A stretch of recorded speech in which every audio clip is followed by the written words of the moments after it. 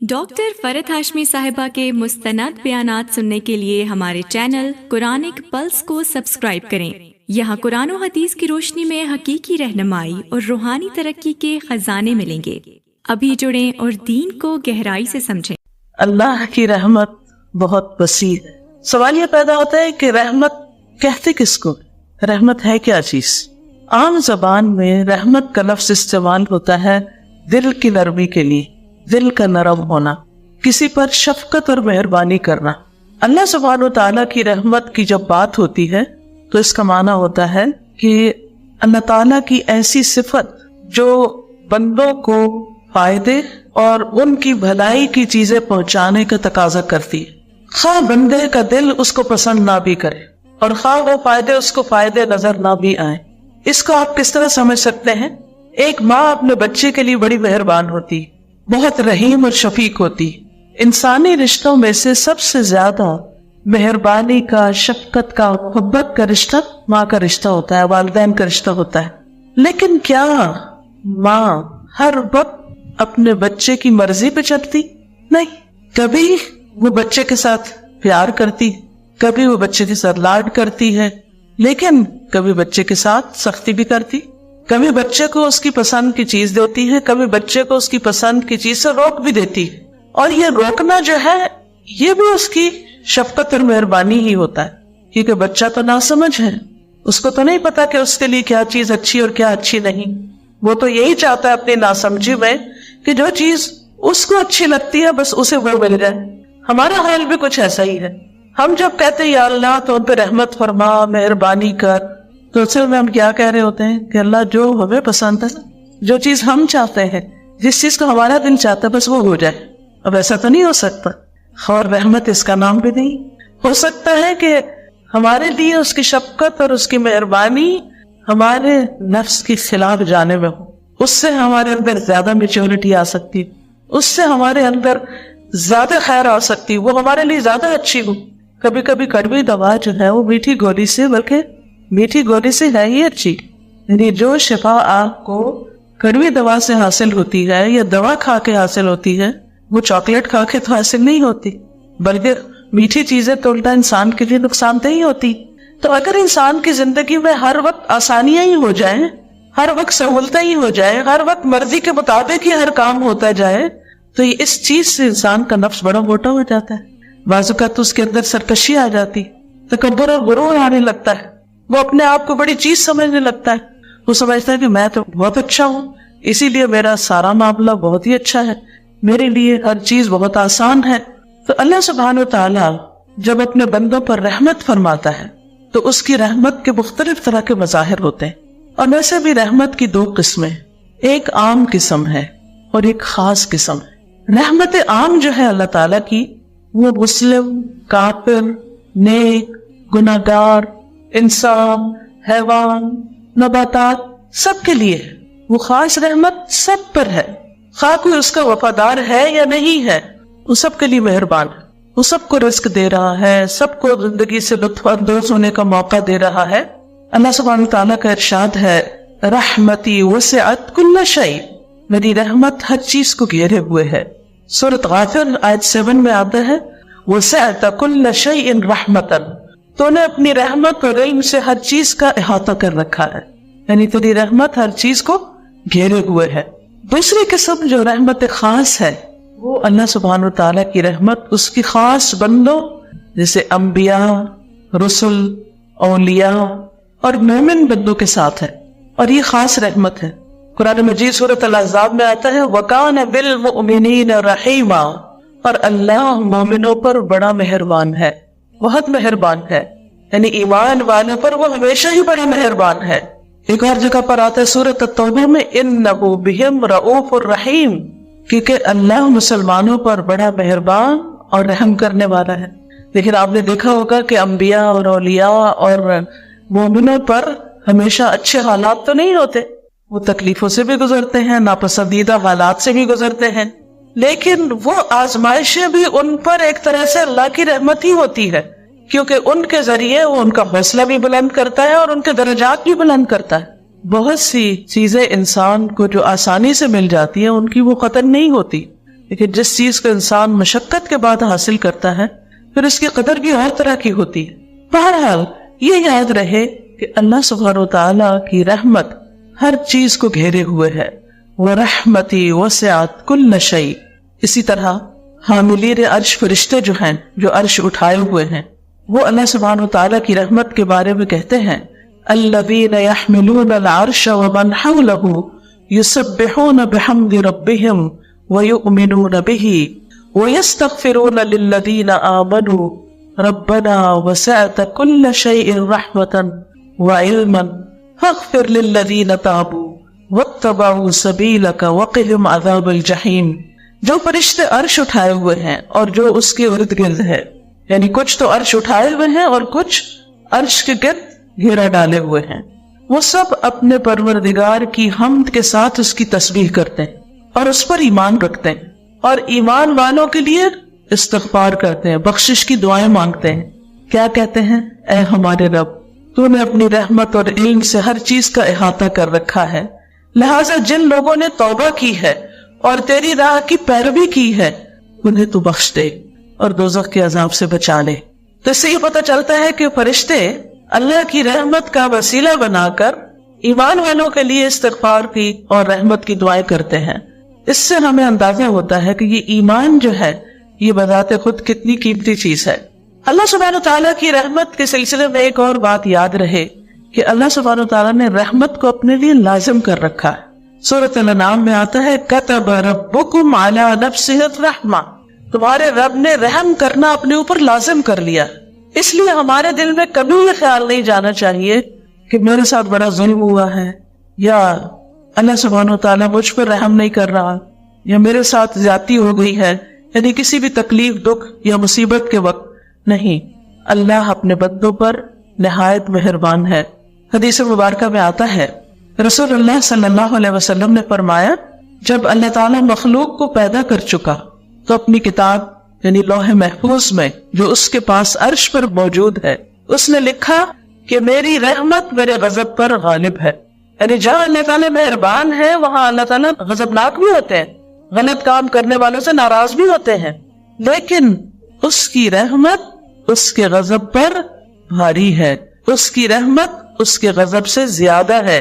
ایک اور حدیث سے ہمیں پتہ چلتا ہے کہ اللہ کی رحمتیں 100 ہیں، یعنی اللہ کی رحمت 100 درجوں میں ہے. ان میں سے ایک جنات، انسانوں، چوپایوں، کیڑوں مکوڑوں کے لیے نازل کی ہے اس نے، جس کی وجہ سے وہ ایک دوسرے پر شفقت اور مہربانی کرتے ہیں، رحم کرتے ہیں. اسی وجہ سے وحشی جانور اپنے بچے پہ شفقت کرتا ہے. یعنی مثال کے طور پر شیر جو دوسرے جانوروں کا شکار کرتا ہے لیکن اپنے بچے کو نہیں کھاتا، تو یہ بھی اللہ تعالیٰ کی ڈالی ہوئی اس رحمت کا نتیجہ ہے. اور جو 99 حصے ہیں اس کی رحمت کے، وہ اللہ سبحانہ تعالیٰ نے قیامت کے لیے مخصوص کر رکھے ہیں، جو اپنے بندوں پر خاص رحمت کرے گا، یعنی اپنے بندوں کو رحمت سے نوازے گا. دنیا میں بھی انسان کو اس رحمت کی ضرورت ہے، لیکن حقیقت یہ ہے کہ قیامت کے دن ہم سب کو اس کی بہت زیادہ ضرورت ہے. اور یاد رکھیے کہ کوئی بھی شخص اللہ کی رحمت کے بغیر جنت میں جا ہی نہیں سکتا، کیونکہ ہم میں سے کوئی شخص عمل کے ساتھ جنت کی قیمت نہیں چکا سکتا. کہ اگر ہم میں سے کوئی یہ سمجھے نا کہ میں نے تو اتنے اچھے کام کر لیے کہ اب تو جنت میرا حق بن گئی یا میں اس کی حقدار ہو گئی، تو یہ غلط فہمی ہے. ہم میں سے کوئی بھی جنت کا حقدار نہیں ہے، یہ اللہ کی رحمت ہے کہ وہ ہمیں اپنی رحمت سے اس میں داخل کرے. اور جنت کا ایک نام بھی رحمت رکھا ہے اللہ نے. اللہ تعالیٰ فرماتے انت رحمتی، تو میری رحمت ہے، ارحم بکی من اشاء، تیرے ذریعے میں رحمت کروں گا جس پر میں چاہوں گا. تو اللہ تعالیٰ جس پر چاہتا ہے رحمت فرماتا ہے. لیکن یہ ہمیشہ یاد رہے کہ اللہ کی رحمت بہت وسیع ہے. رسول اللہ صلی اللہ علیہ وسلم نے فرمایا، یہ صحیح مسلم کی روایت ہے، اللہ نے آسمان اور زمین کی پیدائش کے دن، یعنی جس دن آسمان اور زمین بنے تھے، اس دن 100 رحمتوں کو پیدا کیا تھا. ہر رحمت آسمان اور زمین کے درمیانی خلا کے برابر ہے، اتنی زیادہ ہے. یعنی زمین سے لے کر آسمان تک یہ جو خالی جگہ آپ کو نظر آتی ہے، اس میں سے ہر رحمت، یعنی 100 جو رحمتیں ہیں ان میں سے ہر رحمت اتنی زیادہ ہے جس سے زمین سے آسمان تک کی ساری خلا بھر جائے. اس سے آپ اس کی رحمت کی وسعت کا اندازہ لگا سکتے ہیں. جب ہم کہتے ہیں نا رحمت اللہ واسعہ، جب آپ نے اس لیکچر کا ٹائٹل سنا ہوگا یا پڑھا ہوگا تو آپ سوچ رہے ہوگی کہ اچھا اللہ کی رحمت وسیع ہے، کتنی وسیع، تو اس کا ہم اندازہ نہیں کر سکتے. لیکن اس کی وسعت کا اندازہ ہماری عقل جو ہے وہ مادی چیزوں کو دیکھ کے بات زیادہ سمجھتی ہے، ہمیں سمجھانے کے لیے بتائے گی کہ اتنی زیادہ ہے جیسے زمین اور آسمان کے درمیان کی خلا کی جگہ ہے. اور اس میں سے ایک رحمت جو ہے 99 میں سے، جن میں سے ہر ایک اتنی دفعہ، اس کو 99 سے ملٹیپلائی مزید کر لیں، ان میں سے بس صرف ایک حصہ زمین پر اتارا گیا ہے، جس کی وجہ سے جانور، پرندے، چرندے، انسان، حیوان، یہ سارے آپس میں ایک دوسرے سے محبت کرتے ہیں. یہ جو ہمارے دلوں میں انسانوں کے ساتھ شفقت، محبت اور رحمت کے جذبات ہیں، یہ بھی دراصل ہمارے ذاتی نہیں ہے، یہ بھی اللہ کی دین ہے. اللہ دلوں میں ڈالتا ہے تو ہم دوسروں کے ساتھ شفقت کا معاملہ کرتے ہیں. ورنہ آپ دیکھیں کہ ہمارے اندر ہمارے نفس کا شر بھی ہے، شیطان کے وسوسے بھی ہیں، اور انسان چھوٹی چھوٹی باتوں پر جلد غضبناک بھی ہو جاتا ہے، ناراض بھی ہو جاتا ہے. ان وسوسوں کی وجہ سے بدگمان بھی بہت جلدی ہوتا ہے. لیکن اللہ سبحانہ و تعالیٰ کی جو رحمت ہے جس بندے پر ہو جائے، پھر اس کے اندر نرمی بھی آ جاتی، اس کے اندر برداشت آ جاتی، اس کے اندر حسن ظن آ جاتا ہے، وہ دوسروں کا خیر خواہ ہو جاتا ہے، وہ دوسروں کے ساتھ شفقت اور محبت کا سلوک کرتا ہے. اور یہ سارا دراصل اس پر اللہ کا انعام ہوتا ہے کہ جس کی بنا پر وہ دوسروں میں یہ نرمی بانٹ رہا ہوتا ہے. یہ اللہ کی دین ہوتی ہے، یعنی اللہ کی رحمت ہوتی ہے اس پر. اور جن کے ساتھ وہ کر رہا ہوتا ہے ان پر بھی اصل کا اللہ ہی کی رحمت ہوتی ہے کہ ان کو اس رحمت میں سے ایک حصہ ملتا ہے، اس محبت میں سے ایک حصہ ملتا ہے. ورنہ کس کی مجال اور کس کی توفیق کہ کوئی کسی کے ساتھ رحمت اور مہربانی کا سلوک کرے اور یہ رحمتیں اور محبتیں بانٹتا پھرے. یہ انسانوں کے بس کی بات نہیں، یہ بھی سراسر اس کی محبت ہی کی وجہ سے ہے، اس کی رحمت کی وجہ سے ہے. لیکن یہ صرف کیا ہے؟ 1%، ایک حصہ. فیصد کا مطلب ہوتا ہے 1%، یعنی 100 رحمتوں میں سے 1%، جس کی وجہ سے یہ ہم سب ایک دوسرے کے ساتھ شفقت اور مہربانی کا سلوک کرتے ہیں.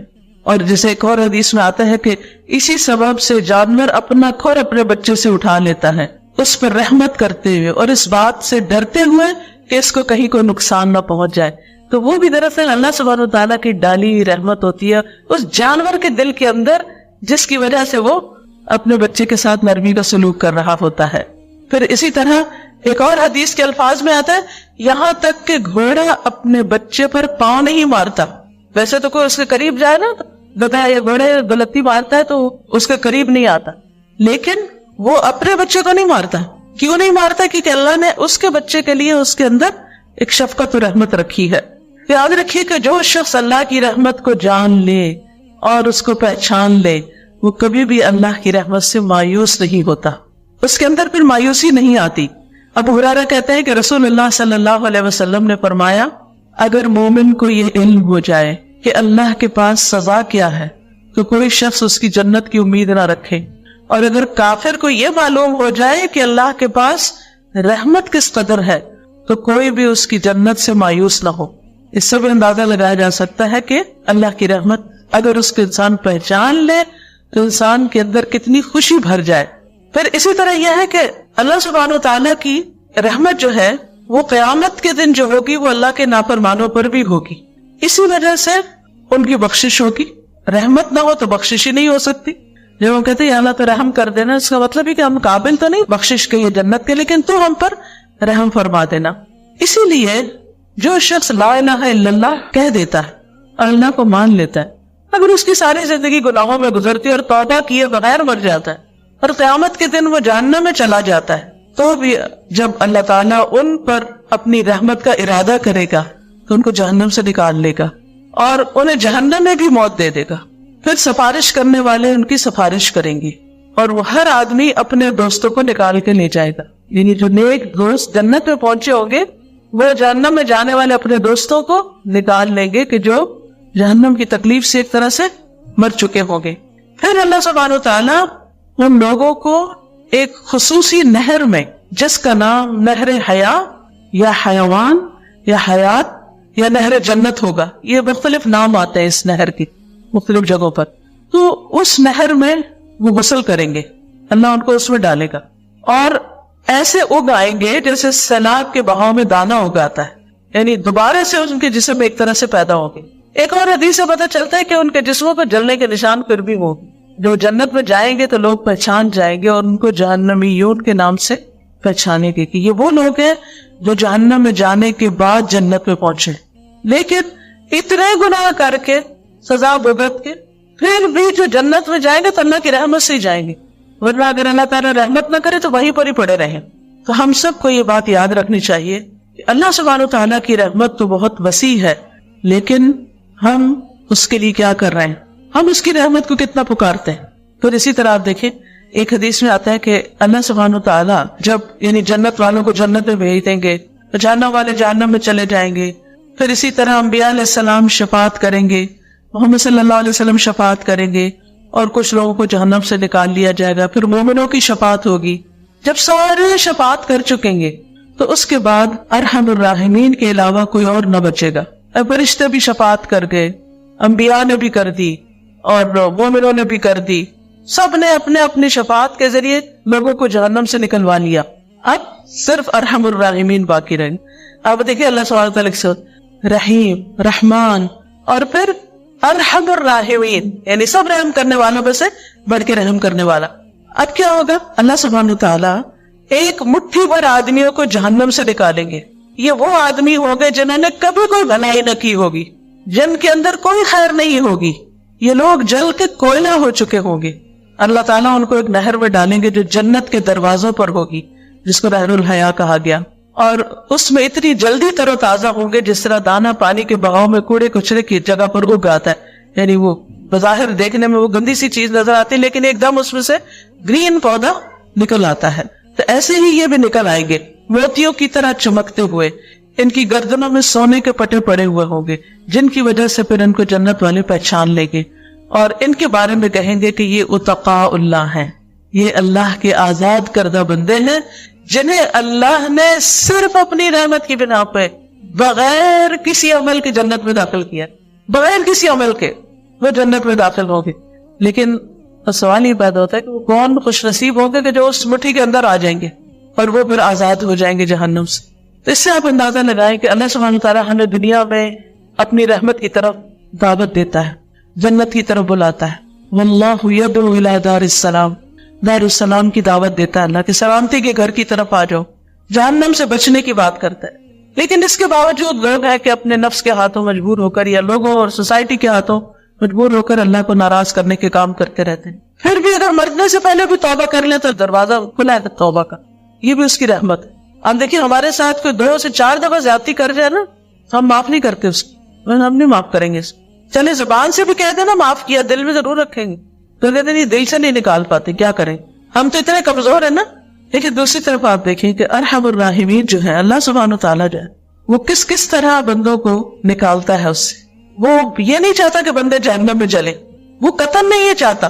اس نے ہر دور میں پیغمبر بھیجے، لوگوں کو عقل دی، فطرت پہ پیدا کیا، ہر ایک کو مسلمان پیدا کیا، سارے اسباب مہیا کیے، سوچ سمجھ دی، کان آنکھ دل دیے کہ لوگ غور کریں، اپنے رب کو پہچانیں۔ لیکن سارے طریقوں کے باوجود اگر لوگ پھر بھی نہیں اس راستے پر آتے اور تب بھی جہنم میں چلے جاتے ہیں تو اللہ سبحانہ تعالیٰ اپنی رحمت کے ساتھ ان کو وہاں سے بھی نکالے گا۔ اس سے اندازہ کریں کہ اللہ تعالیٰ کتنا مہربان ہے۔ اور یہ یاد رکھیے کہ ہم میں سے ہر شخص اللہ کی رحمت کا محتاج ہے، ہم سب کو اس کی ضرورت ہے، کیونکہ وَرَحْمَةُ رَبِّكَ خَيْرٌ مِّمَّا يَجْمَعُونَ، تیرے رب کی رحمت بہتر ہے ہر اس چیز سے جسے لوگ جمع کر رہے ہیں۔ یعنی کسی کے پاس سب کچھ بھی ہو دنیا میں جو وہ چاہتا ہے تو بھی کم ہے اس رحمت کے مقابلے میں جو اللہ کی طرف سے اس پر آتی ہے، کیونکہ انسان کو اس رحمت کی یرس ہونی چاہیے، اس کی دعا کرنی چاہیے، اور اس کو حاصل کرنے کے لیے انسانوں کے ساتھ مہربانی کرنی چاہیے، کیونکہ ارحموا من فی الارض یرحمکم من فی السماء، تم ان پر رحم کرو جو زمین میں ہے، تم پر وہ رحم کرے گا جو آسمانوں میں ہے۔ یعنی اگر تم چاہتے ہو کہ اللہ تم پر مہربان ہو، تم پر رحمت کرے، تو پھر تم کیا کرو؟ زمین والوں پر مہربانی کرو۔ وہ شعر بھی ہے نا، کرو مہربانی تم اہل زمین پر، خدا مہربان ہوگا عرش بری پر۔ یعنی اگر تم مہربانی کرو گے دوسروں کے ساتھ تو تم پر بھی رحم کیا جائے گا۔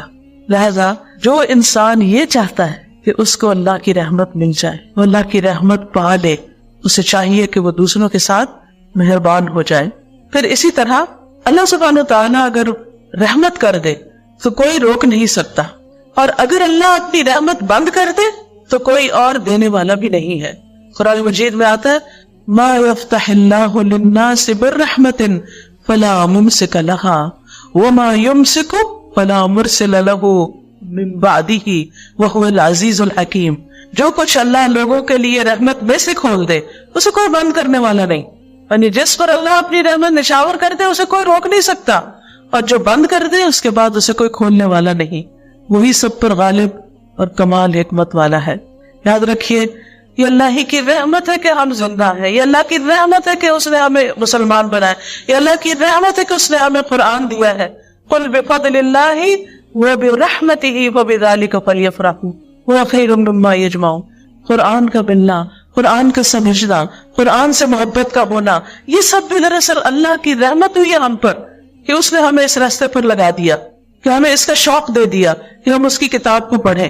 اور یہ بھی حقیقت ہے کہ یہ اللہ کی رحمت ہی ہے جو انسان کو گمراہی سے بچاتی ہے، جو انسان کو خسارے سے بچاتی ہے، کیونکہ ایک جگہ پر آتا ہے فَلَوْلَا فَضْلُ اللَّهِ عَلَيْكُمْ وَرَحْمَتُهُ لَكُنْتُمْ مِنَ الْخَاسِرِينَ۔ اگر اللہ کا فضل اور اس کی رحمت نہ ہوتی تو تم خسارے پانے والوں میں شامل ہو جاتے، یہ تم نقصان سے بچ نہیں سکتے تھے۔ اسی طرح اللہ سبحانہ وتعالیٰ کی رحمت ہی ہے جو انسان کو اس کے اپنے نفس کے شر سے بچاتی، یعنی ہم میں سے ہر انسان کے اندر نفس ہے اور نفس کا ایک شر بھی ہے۔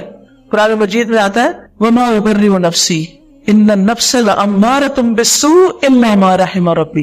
یعنی انسان اپنے نفس کے شر سے بھی کب بچ سکتا ہے؟ جب اللہ کی رحمت ہوتی۔ اسی لیے فَلَا تُزَكُّوا أَنفُسَكُمْ، اپنے آپ کو پاکیزہ مت کہو۔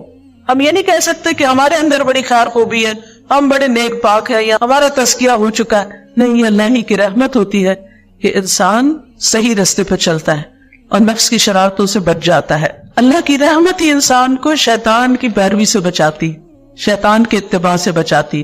وَلَوْلَا فَضْلُ اللَّهِ عَلَيْكُمْ وَرَحْمَتُهُ لَاتَّبَعْتُمُ الشَّيْطَانَ إِلَّا قَلِيلًا۔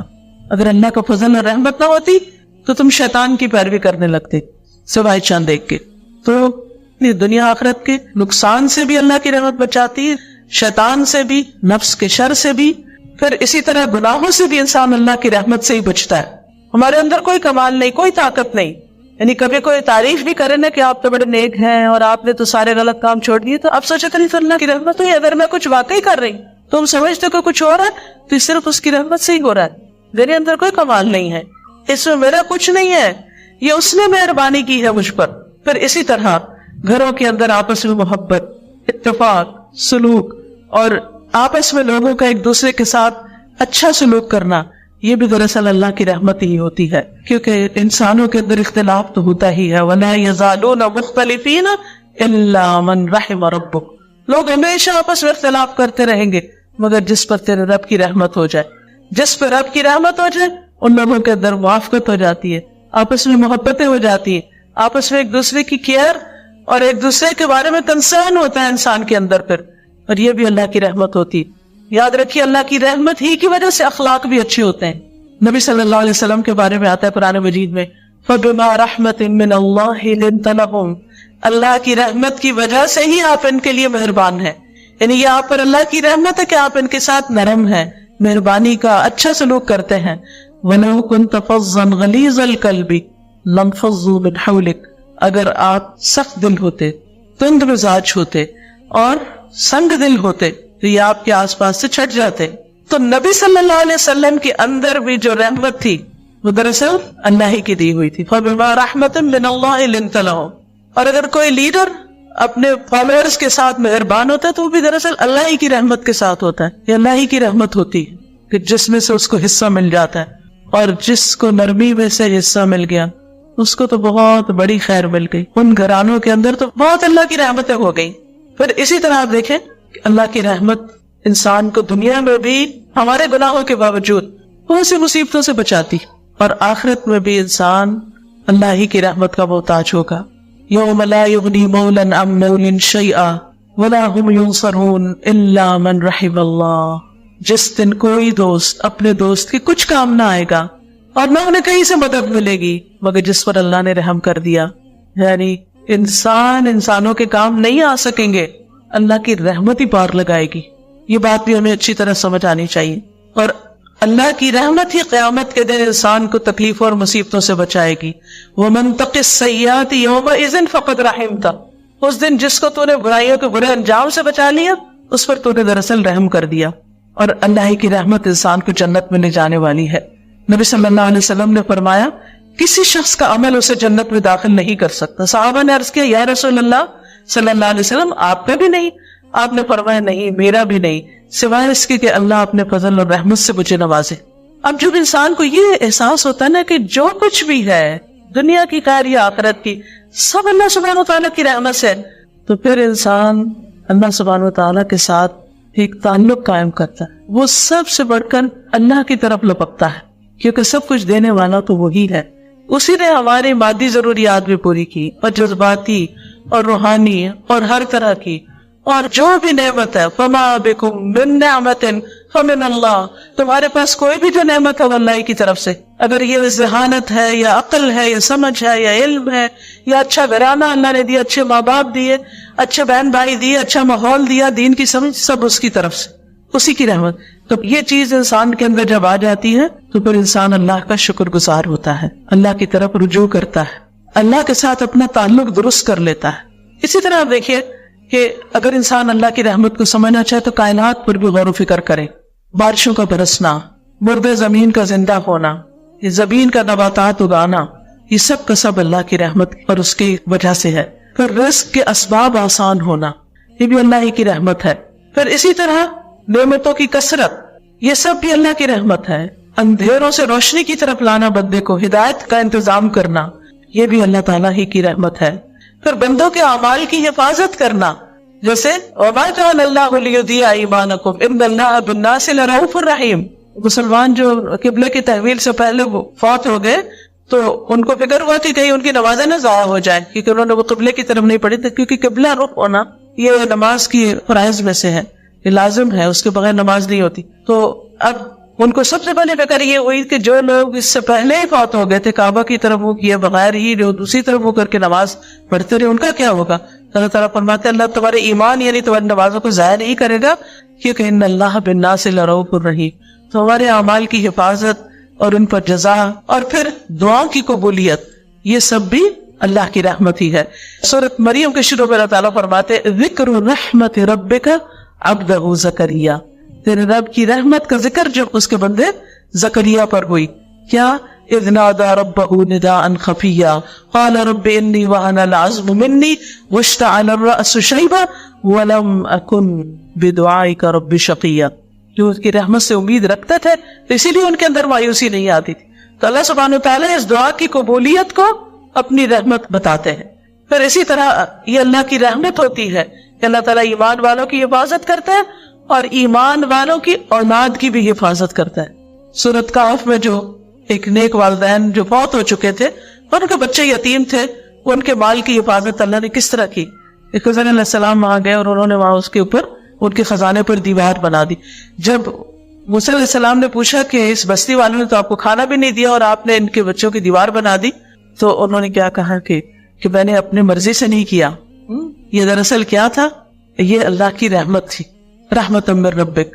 تو بات یہ ہے کہ اللہ سبحانہ وتعالیٰ کی یہ خاص رحمت ہوتی ہے کہ جس کی وجہ سے وہ غیر محسوس طریقے سے بندوں کی مدد کرتا ہے اور ان کو بخش دیتا ہے، ان کی غلطیوں سے درگزر کرتا ہے. لیکن اب سوال یہ پیدا ہوتا ہے کہ ہم اللہ کی رحمت کو کیسے حاصل کریں، اپنی طرف کیسے متوجہ کریں، ہم کیا کام کریں کہ جس سے اللہ کی رحمت آئے ہم پر. اس میں سب سے پہلی چیز ایمان ہے.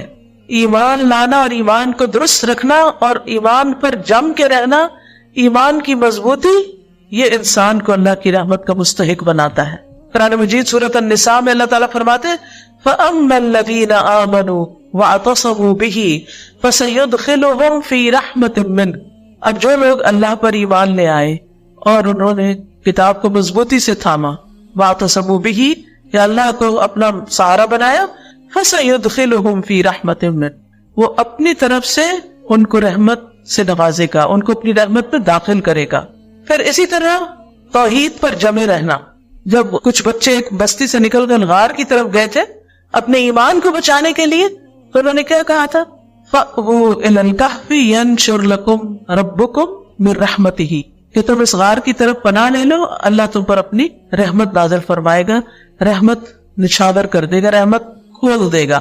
تو اس سے بھی یہ پتہ چلتا ہے کہ جب انسان ایمان پر استقامت اختیار کرتا ہے، پختگی اختیار کرتا ہے، تو اس پر بھی اللہ کی رحمت ہوتی ہے.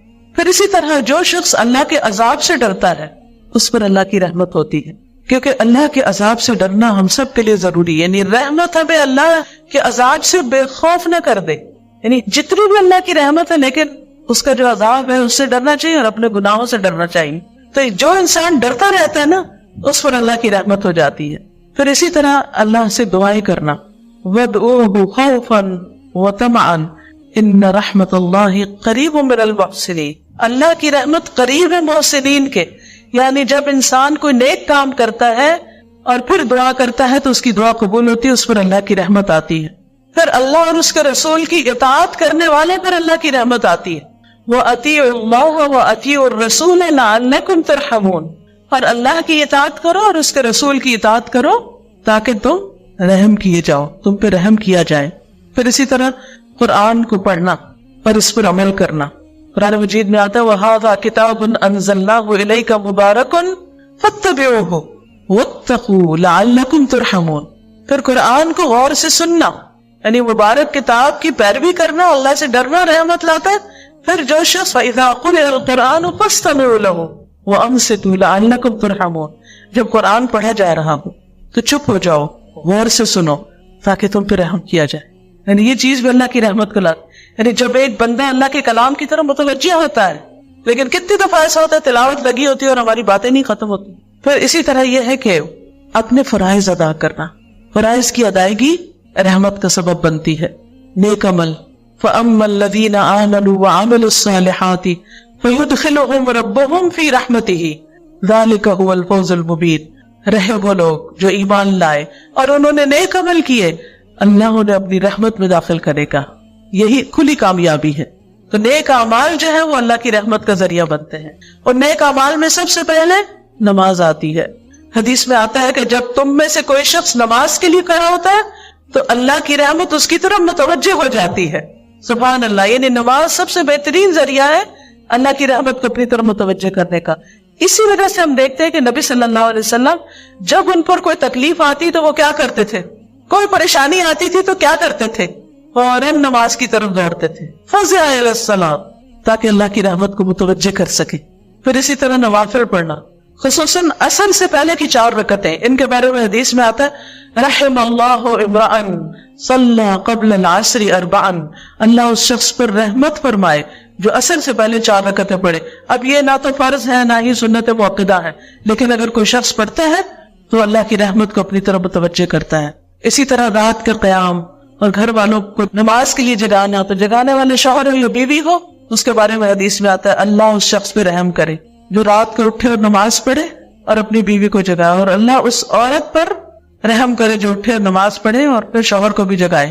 اس سے یہ پتہ چلتا ہے کہ اپنے گھر والوں کو نیکی کا حکم دینا، ان کو نیکی میں تعاون دینا اور ان کو نیکی کے راستے پر لگانا، یہ بھی رحمتیں لاتا ہے. پھر نماز کے بعد مصلی میں بیٹھے رہنا، ذکر اذکار کرنا، دعا کرنا، یہ بھی اللہ کی رحمت کا سبب بنتا ہے. اور ایسے شخص کے لیے جب تک اس کا وضو نہ ٹوٹے اور وہ ذکر کرتا رہے، فرشتے دعا کرتے ہیں، کہتے ہیں اللہم اغفر لہ وارحمہ، اللہ اس کی بخشش فرما، اللہم ارحمہ، اللہ اس پر رحم فرما. یعنی فرشتے اس کے لیے رحمت کی دعائیں کرتے ہیں. پھر اسی طرح اللہ کے راستے میں نکلنا، اللہ کے راستے میں ہجرت کرنا، دین کے کام کے لیے نکلنا، وہ لوگ بھی اللہ کی رحمت کے امیدوار ہیں. پھر اسی طرح جان و مال سے اللہ کے راستے میں جہاد کرنا، اللہ کا قرب پانے کے لیے صدقہ کرنا. یہ جو صدقہ ہے یہ بھی اللہ کی رحمت کو متوجہ کرتا ہے، قرب الہی کا ذریعہ ہوتا ہے. پھر اسی طرح اللہ کا ذکر، کیونکہ نبی صلی اللہ علیہ وسلم نے مسلمان خواتین کو اپنے دور کی فرمایا اپنے اوپر لا الہ الا اللہ تسبیح اور تقدیس لازم کر لو، غافل نہ رہا کرو کہ رحمت الہی کو فراموش کر دو. یعنی تمہارا ذکر کرنا ایک طرح سے رحمت لاتا ہے، تو اگر تم نے اس کو چھوڑ دیا تو رحمت کو بھول جاؤ گی. اکٹھے ہو کر مل بیٹھ کر قرآن کا پڑھنا پڑھانا، ذکر کا کرنا، یہ بھی اللہ کی رحمت لاتا ہے. لا يقعد قوم يذكرون الله عز وجل الا حفتهم الملائکہ وغشیتهم الرحمہ. جو لوگ اللہ کے ذکر کے لیے بیٹھے ہوتے ہیں فرشتے انہیں گھیر لیتے ہیں، رحمت انہیں ڈھانپ لیتی ہے. پھر اسی طرح استغفار کرنا، لولا تستغفرون اللہ لعلکم ترحمون. پھر توبہ اور اصلاح کرنا، مصیبتوں پر صبر کرنا، انا للہ و انا الیہ راجعون پڑھنا. اولئک علیہم صلوات من ربہم ورحمہ. جو انا للہ پڑھتا ہے اور تکلیف کے وقت صبر کرتا ہے، اس پر رب کی نوازشیں ہوتی ہے، رب کی رحمت آتی ہے اور رب اس کو تھام لیتا ہے. اس لیے کسی کی بھی قریبی عزیز پیارے کی وفات پر صبر جو ہے یہ اللہ کی رحمت کا سبب بنتا ہے، خصوصاً بچے کی وفات پر. کیونکہ ماں کا دل ہوتا ہے نا اس بچے کے اندر، جب بچہ فوت ہوتا ہے اور ماں صبر کرتی ہے اور الحمدللہ کہتی ہے تو اللہ تعالیٰ فرشتوں کو حکم دیتا ہے کہ اس کے لیے ایک گھر بناؤ جس کا نام کیا رکھو؟ بیت الحمد. اسی طرح دوسروں کو معاف کرنا، دوسروں کو معاف کرنے والوں پر بھی اللہ کی رحمت آتی ہے. پھر اسی طرح دوسروں پر رحم کرنا. حدیث میں آتا ہے انما یرحم اللہ من عبادہ الرحماء. اللہ تعالیٰ اپنے بندوں میں سے ان بندوں پہ رحم کرتے ہیں جو دوسرے بندوں کے ساتھ رحم کرتے ہیں. یعنی اگر ہم بندوں کے ساتھ مہربانی کریں گے اللہ تعالیٰ ہم پر مہربانی کرے گا. اسی طرح ایک حدیث میں آتا ہے رسول اللہ صلی اللہ علیہ وسلم نے فرمایا اس ذات کی قسم جس کے ہاتھ میں میری جان ہے، اللہ اپنی رحمت کا مستحق رحم دل بندے کو ہی بناتا ہے. تو صحابہ نے کہا ہم میں سے ہر کوئی رحم کرتا ہے. آپ نے فرمایا نہیں، یہ نہیں کہ اپنے دوست کے حق میں رحم دل بن جاؤ بلکہ تمام لوگوں پہ رحم کرنا ہوگا. یہ بڑا اہم قاعدہ ہے کیونکہ عموماً کیا ہوتا ہے کہ ہم اپنے رشتہ داروں، اپنے پیاروں، اپنے دوستوں کے لیے تو بڑے مہربان ہوتے ہیں، لیکن جس سے ہمارا کوئی تعلق واسطہ نہیں اس کے ساتھ ہم بعض اوقات بد اخلاقی بھی برت جاتے ہیں اور سوچتے ہیں یہ کون سا ہمیں کچھ جانتا ہے، اس کے ساتھ جو چاہے ہم کریں. نہیں، جس کو جانتے ہیں اس کے ساتھ بھی اور جس کو نہیں جانتے اس کے ساتھ بھی. پھر پرندوں اور جانوروں پہ رحم کرنا. آپ کو معلوم ہوگا کہ ایک عورت نے ایک بلی کو باندھ کے مار دیا تھا اور کھانا بھی نہیں دیا، تو کیا ہوا اس کے ساتھ؟ صرف اس بلی کو مارنے کی وجہ سے اللہ سبحانہ وتعالیٰ نے اس کو جہنم میں پھینکا. تو جانوروں پر بھی رحم بڑا ضروری ہے. نبی صلی اللہ علیہ وسلم نے فرمایا جس نے رحم کیا اگرچہ چڑیا کو ذبح کرنے کا معاملہ ہو، چڑیا کیا کر سکتے ہو، تمہارے ہاتھوں میں پکڑی ہوئی ہے، جس نے رحم کیا اگرچہ چڑیا کو ذبح کرنے کا معاملہ ہو، اللہ قیامت کے دن اس پہ رحم فرمائے گا. پر اسی طرح ایک شخص نے کہا اللہ کے رسول میں بکری ذبح کرتا ہوں اور اس کے ساتھ شفقت کرتا ہوں، یعنی اس کو پانی پلا کے، اس پہ ہاتھ پھیر کے، اس کو اچھی طرح لٹا کے، کیونکہ بعض ہوتے ہیں نا ڈانٹ ڈپٹ گالیاں دیتے دیتے وہ ذبح کر دیتے ہیں، جانوروں کے ساتھ سختی کرتے ہیں. نہیں، اس نے کہا کہ میں بکری ذبح کرتا ہوں اور اس کے ساتھ شفقت کرتا ہوں. آپ نے فرمایا اگر تو نے بکری کے ساتھ شفقت کی تو اللہ تعالیٰ تجھ پہ رحم فرمائے گا. کوئی نہیں ہمیں دیکھ رہا ہوتا، اللہ تو دیکھ رہا ہوتا ہے نا کہ ہم کس کے ساتھ کیا معاملہ کرتے. اسی طرح خرید و فروخت کے وقت، رکشے ٹیکسی والے کے ساتھ معاملہ کرتے وقت، قرض کے لین دین کے وقت، قرض کا تقاضا کرتے وقت، نبی صلی اللہ علیہ وسلم نے فرمایا اللہ ایسے شخص پر رحم کرے جو بیچتے وقت، خریدتے وقت اور تقاضا کرتے وقت نرمی سے کام لیتا ہے. پھر مسلمانوں کے درمیان صلح کرا دینا، آپس میں لوگوں کو جوڑنا، یہ بھی رحمت کا باعث بنتا ہے. امر بالمعروف اور نہی عن المنکر کرنا، اس سے بھی رحمت آتی ہے. قرآن مجید میں آتا ہے المؤمنون والمؤمنات بعضهم اولیاء بعض یأمرون بالمعروف وینہون عن المنکر ویقیمون الصلاة ویؤتون الزکاة ویطیعون اللہ ورسولہ اولئک سیرحمهم اللہ ان اللہ عزیز حکیم.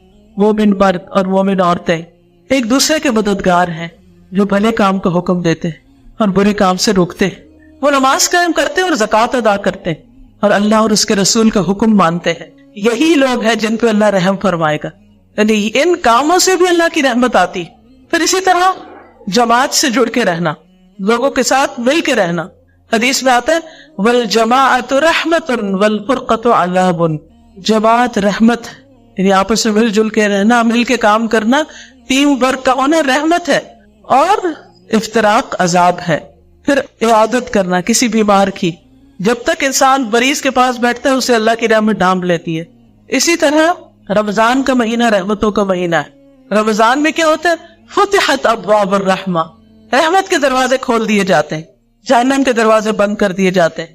پھر نبی صلی اللہ علیہ وسلم کی احادیث کو لوگوں تک پہنچانا یہ رحمت کا باعث بنتا ہے. نبی صلی اللہ علیہ وسلم نے دعا کی رحم اللہ امرأ سمع مقالتی، اللہ اس شخص پہ رحم فرما دے جس نے میری بات سنی. ایک اور جگہ آتا ہے سمع منی حدیثا، جس نے مجھ سے حدیث سنی فبلغہ کما سمع، تو جیسی سنی ویسے پہنچا دی. فرب مبلغ او اعلم من سامع، کیونکہ کچھ ایسے جن کو پہنچائی جاتی ہے وہ سننے والوں سے زیادہ سمجھدار ہوتے ہیں. یعنی کچھ لوگ تو وہ تھے جنہوں نے نبی صلی اللہ علیہ وسلم سے ڈائریکٹ سنی، لیکن انہوں نے سن کے آگے جن کو سنائی انہوں نے اس میں سے کئی فقہی مسائل نکال لیے، بہت اور طرح سمجھا اس کو، بہت غور و فکر کیا اس میں، اس کی حفاظت کی، ان حدیثوں کو یاد کیا، ان پہ محنت کی. تو اس علم کو آگے سے آگے نسلوں تک پہنچانا جو ہے یہ بھی اللہ کی رحمت کو دعوت دیتا ہے. لیکن کچھ کام ایسے ہیں جو اللہ کی رحمت سے محروم بھی کرتے ہیں انسان کو، ان سے بچنے کی ضرورت. سب سے پہلے تو اللہ کا انکار، یہ کفر. پھر دوسروں پہ رحم نہ کرنا. حدیث میں آتا ہے من لا يرحم الناس لا يرحمه اللہ عز وجل، جو لوگوں کے ساتھ رحم نہیں کرتا اللہ بھی اس کے ساتھ رحم نہیں کرے گا. پھر اسی طرح آپ نے فرمایا رحمت سوائے بدبخت کے کسی سے نہیں چھینی جاتی. پھر بدبخت ہوتا ہے جو دوسروں پہ ظلم کرتا ہے. پھر اسی طرح بچوں کو پیار نہ کرنا، چھوٹوں سے شفقت نہ کرنا. پھر اسی طرح گھروں میں تصویریں اور کتے رکھنا، اس سے بھی رحمت نہیں آتی، رحمت کے فرشتے نہیں آتے اس میں. اور پھر آخر میں یہ کہ رحمت کے حصول کے لیے دعائیں بھی کرنی چاہیے. قرآن و سنت میں ہمیں کئی دعائیں ملتی ہیں جس سے ہم اللہ کی رحمت کو پکار سکتے ہیں. اور پھر رحمت کی دعا کرنے کے خاص مواقع بھی ہیں، جیسے نماز میں اس میں آتا ہے اللہم اغفر لی وارحمنی، جیسے دو سجدوں کے بیچ میں. اسی طرح صبح و شام کے اذکار میں بستر پر لیٹتے ہوئے ان امسکت نفسی فرحمہا. پھر مجلس میں بیٹھ کے مشکل حالات میں نبی صلی اللہ علیہ وسلم یہ کثرت سے پڑھتے تھے یا حی یا قیوم برحمتک استغیث. پھر پریشانی کے وقت اللہم رحمتک ارجو فلا تکلنی الی نفسی طرفۃ عین واصلح لی شأنی کلہ لا الہ الا انت. پھر اسی طرح قرض کی ادائیگی کے لیے دعا، اس میں بھی رحمت کہ اللہ مجھ پہ رحم فرما. بارش کی دعا. پھر اسی طرح جب لوگوں کو دیکھیں کہ وہ سونا چاندی اکٹھا کر رہے ہیں تو اس وقت آپ اپنے لیے کیا دعا کریں کہ اللہ تو میرے لیے اپنی رحمت کو واجب کر دے. پھر اسی طرح دوسروں کو رحمت کی دعا دینی چاہیے کہ اللہ ان پہ رحمت کرے. سب سے پہلے کس کے لیے؟ والدین کے لیے. رب ارحمہما کما ربیانی صغیرا. اسی طرح جب سلام کریں تو السلام علیکم ورحمت اللہ کہیں، یعنی دوسروں کو رحمت کی دعا دیں. پھر چیخ مارنے پر کوئی چیخ مار کے الحمدللہ کہے تو اس کو جواب دے یرحمک اللہ، اللہ تجھ پہ رحم فرمائے. پھر اسی طرح اگر کسی کے یہاں کھانا کھائیں تو میزبان کے لیے دعا کریں کہ اللہم اغفر لہم وارحمہم وبارک لہم فیما رزقتہم، کہ اللہ ان کو بخش دے، ان پر رحم فرما، اور جو رزق تو نے انہیں دیا ہے اس میں ان کے لیے برکت پیدا کر دے. اسی طرح کسی سے کوئی فائدہ ہمیں پہنچے اس کو بھی دعا دیں کہ اللہ سبحانہ تعالیٰ فلاں پہ رحم کرے، اس نے میرے ساتھ یہ بھلائی کی. کسی کو یاد کرتے ہوئے نبی صلی اللہ علیہ وسلم ام اسماعیل کا ذکر کرتے ہوئے فرماتے ہیں یرحم اللہ ام اسماعیل، اللہ ام اسماعیل پر رحم فرمائے. کسی کو نیک کام کرتے ہوئے دیکھیں تو اس کو رحمت کی دعا دیں. پھر اسی طرح کسی کی بات صحیح کرنی ہو، کسی کی غلطی ٹھیک کرنی ہو تو اس وقت بھی آپ یا اللہ تم پہ رحم کرے یا اللہ فلاں پہ رحم کرے، اور پھر اس کے بعد اس کا ذکر کریں. اسی طرح کبھی آپ کسی کا تعارف لینا چاہیں تو اس وقت بھی آپ یہ دعا کر سکتے ہیں کہ اللہ تعالیٰ آپ پہ رحمت فرمائے، آپ کا کیا نام ہے، یا جو بھی اس کا تعارف یا چیز معلوم کرنی ہے آپ نے. قبرستان کی زیارت کرتے وقت، میت کے لیے دعا کرتے وقت، یہ تمام مواقع ایسے ہیں جس میں انسان دوسروں کو رحمت کی دعا دیتا ہے. لیکن اپنے لیے جو دعائیں ہیں اب ہم سب اپنے لیے مانگتے ہیں.